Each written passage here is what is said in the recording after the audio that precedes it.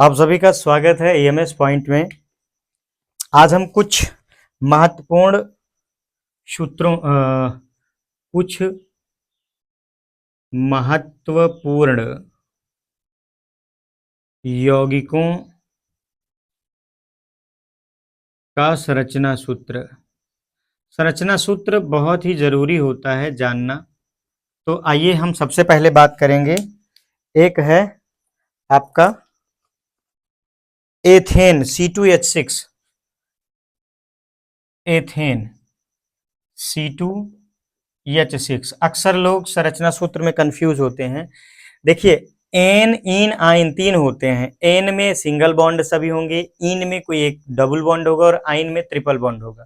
तो एथेन का संरचना सूत्र तो पहले कार्बन के कितने परमाणु क्रमांक होते हैं? 6। बोरबरी योजना से 2 4, हाइड्रोजन के 1 होते हैं तो 1।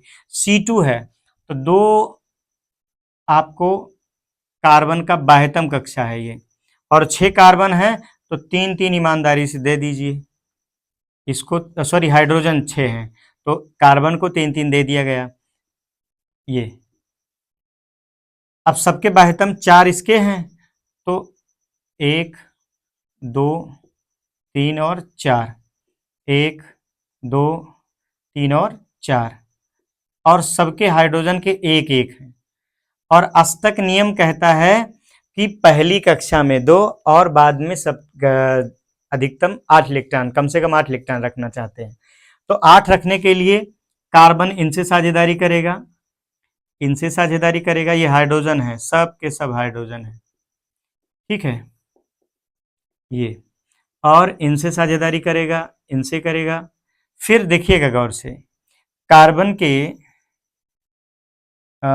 1 2 3 4 और ये 5 हुए। अब ये हाइड्रोजन से भी कर लेगा, ठीक है, इन हाइड्रोजन से।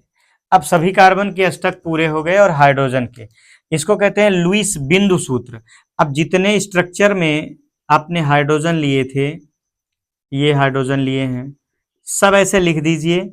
अगर आप एक एक इलेक्ट्रॉन लिया गया है तो इसका एक एक बॉन्ड बनेगा ये, और यही है संरचना सूत्र। मुझे लगता है कि बहुत अच्छे से समझ में आया होगा। Thank you.